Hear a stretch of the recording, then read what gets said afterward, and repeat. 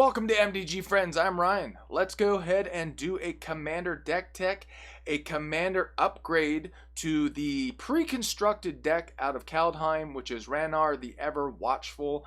This was pre-constructed as a spirit tribal deck. We have some of that going on, but we've swapped out a bunch of cards, done a bunch of upgrades, and here's what we have.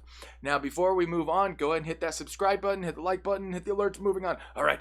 Whew. Like I was saying, this is the second of the two Kaldheim pre-constructed decks. The other one was the Elf Tribal. This one is the Spirit, let's call it Tribal. So I'm not going to say that we've upgraded this to a pure Tribal deck. However, we do have a lot of Spirits in here. So as in all of our Commander deck techs, let's go ahead and look at the packages.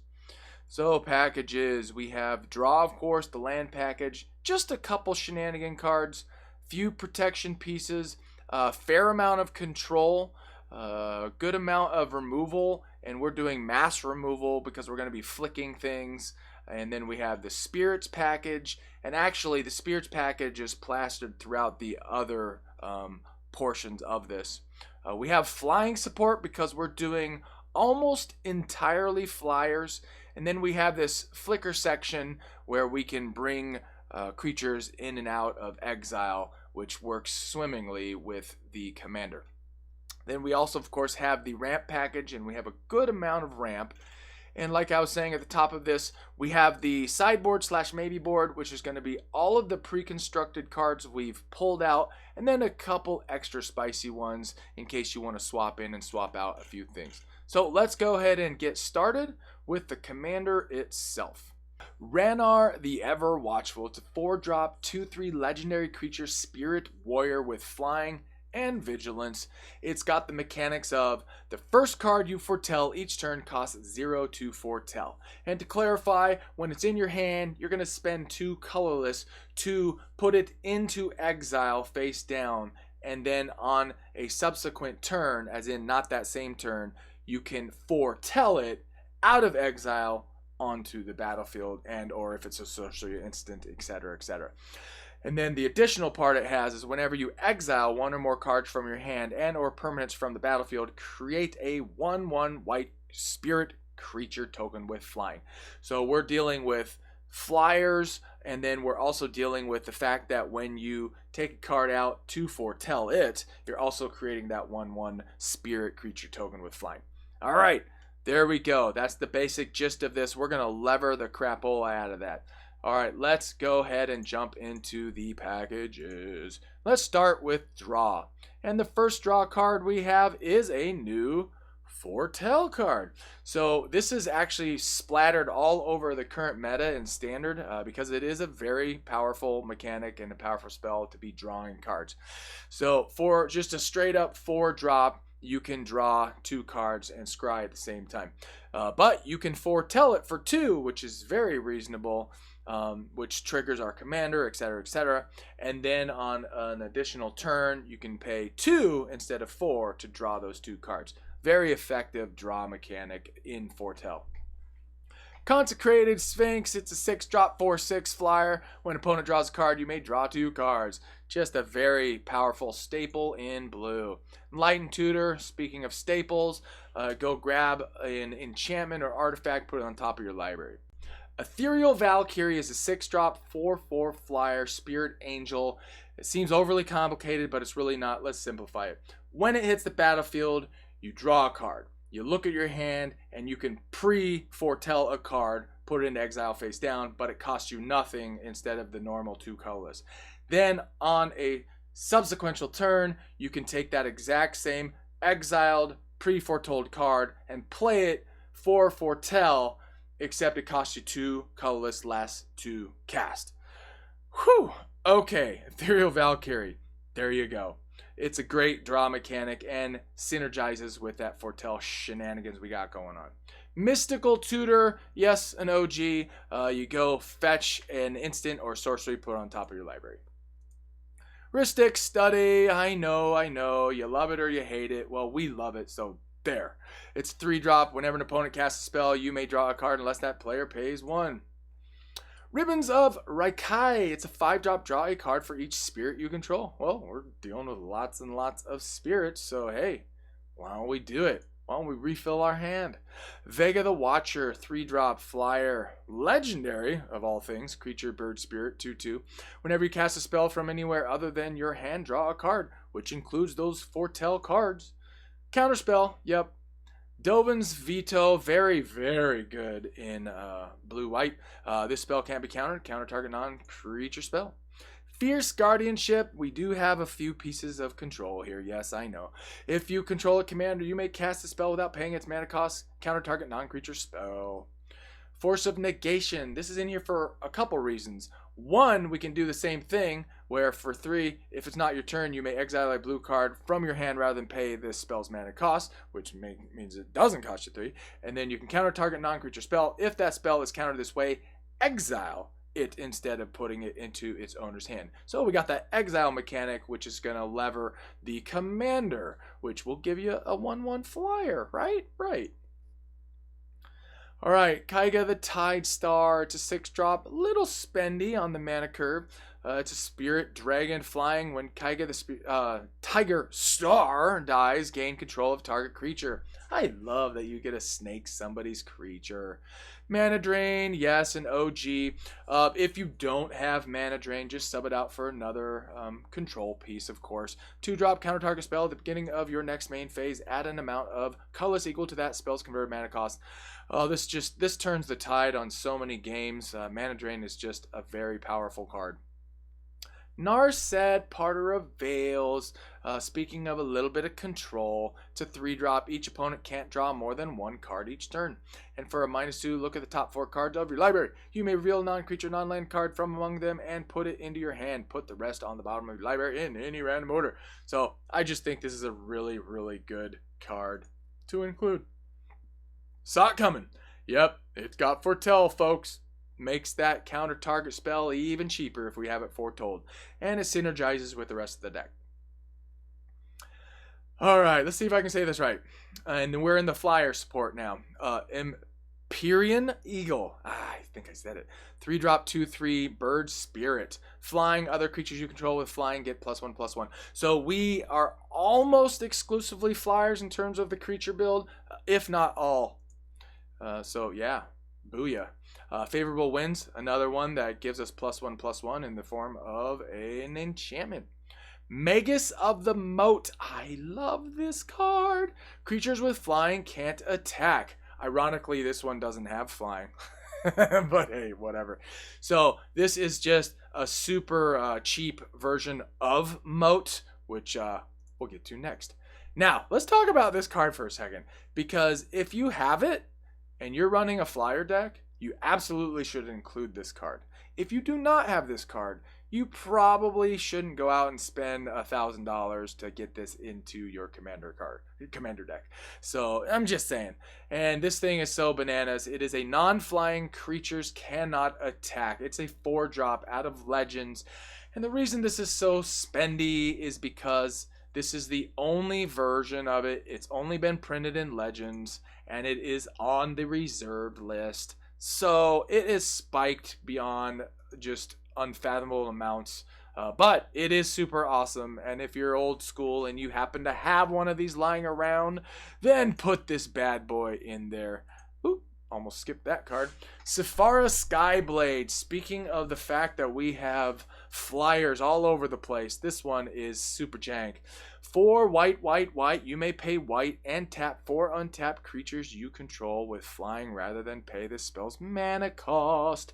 Flying lifelink, and then other creatures you control with flying have indestructible. So this thing, once it hits the board, and especially if you can tease it out early because you have a lot of flyers out with all of the synergies we have going on, this is really going to stabilize your board. Sarah the Benevolent, 4-drop, also in flying support. It's +2, gives your flyers +1/+1 until end of turn. It's -3, which isn't as exciting, is create a 4/4 white angel creature token with flying and vigilance. And it's ultimate, which is not hard to get to because it just has to survive 2 turns. You get an emblem with, if you control a creature, damage that would be reduce your life total to less than 1 reduces it to 1 instead. So its ultimate is kind of like an extra spicy little bonus, but it's mainly in here to either create flyers or to buff it with +2/+2s and buff everything by +1. Yeah, boy. Thunderclap Wyvern. I think it's Wyvern. Man, it's a Drake. Flash, flying, other creatures you control with flying get +1/+1. So we're just really taking these 1/1 weenies and 2/2s and just buffing. Very nice. Very nice indeed. All right, let's go ahead and jump into our ramp. Arcane Signet, of course. And then we got Azorius Signet in the colors of our deck. Eternal Dragon. This is an interesting one. It has plane cycling for 2, so that means we can discard it and go search your library for a planes card, which includes those dual cards that is easily fetchable in this deck. So it also is a pretty beefy flyer and a 5/5, and it has the 5 return Eternal Dragon from your graveyard to your hand. Activate this ability only during your upkeep. So I love the fact that you can use it early on. It ends up in your graveyard, and then you can pull it out of your graveyard for 5 if you need to. That's really good mana management. Grand Arbiter. I love this card. I remember when it came out way back in the day. During Dissension. White spells you cast cost 1 less to play. Blue spells you cast cost 1 less to play. Spells your opponents play cost 1 more to play. So it's just this is double bang for your buck, man. So your stuff becomes less and theirs becomes more. Yeah, buddy. All right, this next one is out of Commander Legends. Super jank, awesome. 3-drop with a flash. If an opponent would draw a card except the first one they draw in each of their draw steps instead, you create a treasure token. Yeah, this is just janky and I love it. And you're going to have at least one opponent that's drawing multiple cards, and instead of that happening, well, hey, guess what? You get some ramp instead. Keeper of the Cord. This is an interesting one that you might not be aware of. We did spoilers on this, and I just thought it was great in white. It helps you equalize the board in terms of mana. At the beginning of each opponent's end step, if that player controls more creatures than you, create a 1/1 white soldier creature token. At the beginning of each opponent's end step, if that player controls more lands than you, you may search your library for a basic land card, put it onto the battlefield tapped, then shuffle your library. So we get to keep adding land if people start getting ahead of us. Land tax, yeah, I know. Land tax is nasty. At the beginning of your upkeep, if an opponent controls more lands than you, you may search your library for up to 3 basic land cards, reveal them, put them into your hand, then shuffle your library. So we're going to equalize the board and make sure that we have land out there that we need. Mana Crypt, yep, free Soul Ring for 3 damage if you lose a flip of the coin. Smothering Tithe, another just great staple in white. It is a 4-drop. Whenever an opponent draws a card, that player may pay 2. If the player doesn't, you create a colorless treasure token. Yes, we love treasure tokens.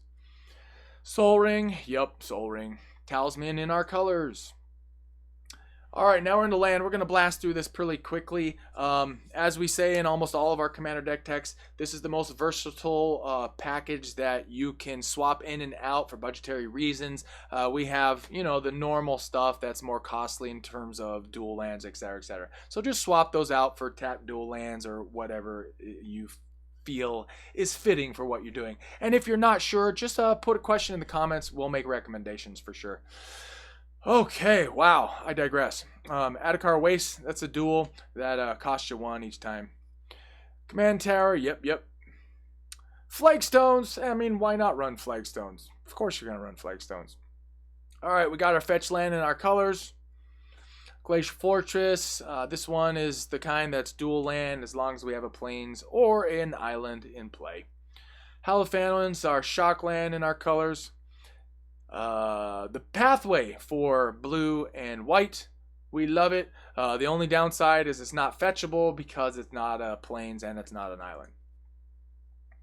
And then we got a bunch of islands, 11 of them. Mystic Gate, this is so that we can filter out the mana we need. Very effective, very nice. Nimbus Maze. This one's kind of an interesting one. Add white to your mana pool. Activate this ability only if you control an island. Add blue only if you control planes. So, yeah. We're running enough basics where that's not going to be an issue. Sea of Clouds. This is assuming that you're playing 3 or 4 people. I mean, if you're not, then swap this out before you start playing. Scooby Dooby. And then the original dual land. If you got it, run it. If you don't, swap it. Swap it.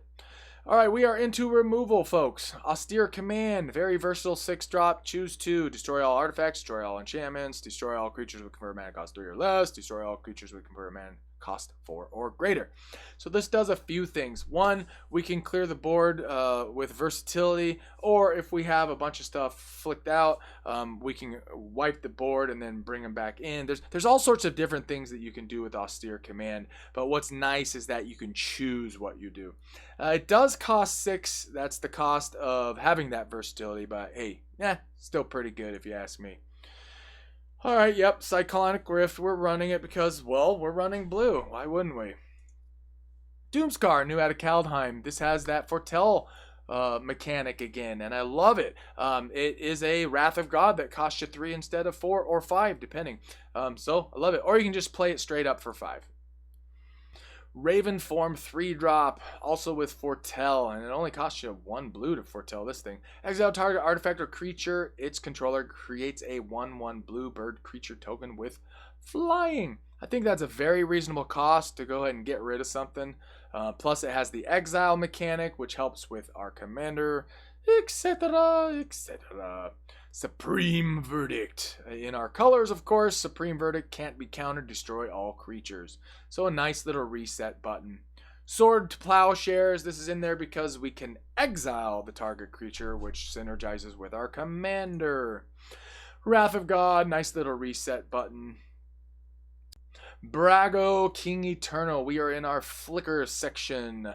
This is a legendary creature spirit noble flyer. Whenever Brago King Eternal deals combat damage to a player, exile any number of target non-land permanents you control, then return those cards to the battlefield under their owner's control. So, yes, we'll take it. We like it. Cosmic Intervention. This one is right out of the pre-constructed portion of it. It's got the foretell mechanic as well. If a permanent you control would be put into a graveyard from the battlefield this turn, exiled instead. Return it to the battlefield under its owner's control at the beginning of the next end step. Yes, sir. And then Flicker Wisp. It's a 3-drop flyer. When Flicker Wisp enters the battlefield, exile another target permanent. Return that card to the battlefield under its owner's control at the beginning of the next end step. So this actually is more versatile than they probably are realizing because it's a target permanent. So if you have something that is persnickety in your opponent section that you really need to flicker because it's got auras on it, etc., this is one way to do it. So very useful utility card, even if you don't flick one of your own permanents. Alright, Mist Meadow Witch, 2-drop. It's for 4. You can exile target creature, return that card to the battlefield under its owner's control at the beginning of the next end step. And then Restoration Angel for 4, also out of the pre-constructed portion of this deck. It's got Flash, flying. When Restoration Angel enters the battlefield, you may exile target non-angel creature you control, then return that card to the battlefield under your control. And it's a 3/4 flyer, so that ain't too shabby. Plus, I love the fact that it has Flash. Oh, talk about flicking permanents. Thassa, Deep Dwelling. It is a god. And your devotion, if it is 5 or more, then it is a creature as well. At the beginning of your end step, exile up to 1 other target creature you control, then return that card to the battlefield under your control. And let's not forget this 4 mana tap another target creature can really come in handy, especially mid-game or late game where you're trying to deal with heavy, big creatures that you just got to keep tapped down. Venser the Sojourner. Ooh, I love this card. It's a 5-drop Planeswalker Venser, 3 loyalty. It's +2, exile target permanent you own, return it to the battlefield under your control as at the beginning of the next end step. Its -1 is creatures are unblockable this turn, and it's ultimate, and if you get to its ultimate, then your opponents are doing something very, very wrong, or you are doing something very, very right. Whenever you cast a spell, exile target permanent. You're well on your way to winning if you do the ultimate on this bad boy. Ephara, God of the Polis. It's a 4-drop 6/5 indestructible, also a god. And then its devotion is white and blue, 7 or more. At the beginning of each upkeep, if you had another creature enter the battlefield under your control this turn, draw a card. Well, we're flicking things, we're doing things, we're exiling things, we're bringing things to the board, so there's a real good chance you're going to be able to be drawing cards with this on the playfield. And we got a couple shenanigan cards. This one was just interesting enough out of Kaldheim that I decided, yeah, we should leave it in here. Plus, it has the foretell mechanic, which synergizes with the commander and the build. Choose target non-legendary creature. The next time one or more creatures or planeswalkers enters the battlefield this turn, they enter as copies of the chosen creature. So you could do some really funny things with this, like target one of your flyers that buffs all your flyers, and then each time something comes in, it becomes a copy of that, making all the flyers big. I mean, there's all sorts of interesting things you can do with Mystical Reflection, including like taking some of your heavy hitters and duplicating them all over the place. It's a really interesting card that also, for the main part of why it's in the deck, has foretell. Alright, Eerie Interlude. Exile any number of target creatures you control. Return those cards to the battlefield under their owner's control at the beginning of the next end step. The other nice thing about a lot of this flicking and exiling and bringing back is if people are, if your opponents are doing mass removal, well, this is ways to just, oh, sorry, it doesn't exist for a little bit here, and then it comes back in after they've tried to do it. That's pretty nice indeed. All right, then we have a couple protection pieces. Speaking of removing everything from the playfield, Teferi's Protection, just the best jankety protection spell of all time. Until your next turn, your life total can't change, and you have protection from everything. All permanents you control phase out. In simple terms, they just don't exist on the board until your untap step. Love Teferi's Protection. Dare I say an auto include in white. I know, never say auto include ever. Deadeye Navigator. All right, we are in spirits, folks, where it's just the main portion of spirit, the core. Soul Bond. As long as Deadeye Navigator is paired with another creature, each of those creatures has, for 2, exile this creature, then return it to the battlefield under your control. So it's really difficult for your opponents to spot remove anything that's on the board in this build, because you're bringing it out, you're bringing it back in, you're really screwing around with that, and that's a lot of fun. All right, Drogskol Captain. I love this spirit. I love it. It is a 3-drop 2/2 flyer. Other spirit creatures you control get +1/+1 and have hexproof, and that's the part I love. All of a sudden, all your stuff has hexproof as well. So we're flicking things. We're eliminating spot removal abilities. I mean, we're bouncing all over the place. It's chaos. Chaos abounds. Drogskol Reaver. Speaking of another Drogskol that I love, it is a spendy one. It's a 5 white blue, but once you get this thing to stick, it's got flying, double strike, lifelink. Whenever you gain life, draw a card. Holy shnikes, I love this card. Yes, and it's a spirit, so fits right in. Geist of Saint Traft. 3-drop 2/2 legendary spirit cleric with hexproof. Love that it has that. Whenever Geist of the Saint Traft attacks, create a 4/4 white angel creature token with flying that's tapped and attacking. Exile that token at the end of combat. So, it's just because it's a spirit, that's the main reason it's in here. And it's got a very effective create extra shenanigan-y stuff for you. Love it. And plus, when it gets exiled, if you have your commander out, it then triggers that creating more tokens and just synergizes. Synergizes is the word of the day. Okay. Karmic Guide. 5-drop 2/2 angel spirit. Flying protection for black with echo. If you're not familiar with Echo, at the beginning of your upkeep, if this came under your control at the beginning of your last upkeep, sacrifice it unless you pay the Echo cost. Okay, you got that so far? When Karmic Guide enters the battlefield, return target creature card from your graveyard to the battlefield. So even if you don't echo it, you're still pulling something out of your graveyard and putting it on the battlefield, which is very effective, very efficient, and me likey. Kira Great Glass Spinner. This is a nasty card. Creatures you control have whenever this creature becomes the target of a spell or ability from the first time each turn, counter that spell or ability. So it makes your opponents have to really think how they're going to remove things on the board. And it's just a difficult card to get around. So especially if you're flicking it in and out. Yeah, buddy. Mausoleum Wanderer. It is a measly 1 blue. It's a flyer. Whenever another spirit enters the battlefield under your control, it gets +1/+1 until end of turn. But what's really cool about this is you can sack it, counter target instant or sorcery spell unless its controller pays X, where X is its power. So this is just yet another thing that your opponent has to really think about when they're trying to do stuff to remove your board state. Selfless Spirit, also something jankety jank that people have to deal with, and it's a spirit. Sacrifice it to give indestructible to all of your creatures. Shacklegeist is a really weird one out of Core 21, but I like it because of its mechanics. It can block only creatures with flying, and you can tap 2 untapped spirits you control, tap target creature you don't control. So if you got a big old beefy blocker, you can get it tapped and then swing at the face. Swing at the face, yo. Supreme Phantom. Other spirits you control get +1/+1. And Trade Wind Rider for 4. You can tap 2 creatures you control, return target permanent to its owner's hand. That's just an obnoxious card, isn't it? But it's your obnoxious card. And that's why we like it. Alright, Windborn Muse. This is the Muse in white. It's a 4-drop, 2/3 flyer. Also a spirit.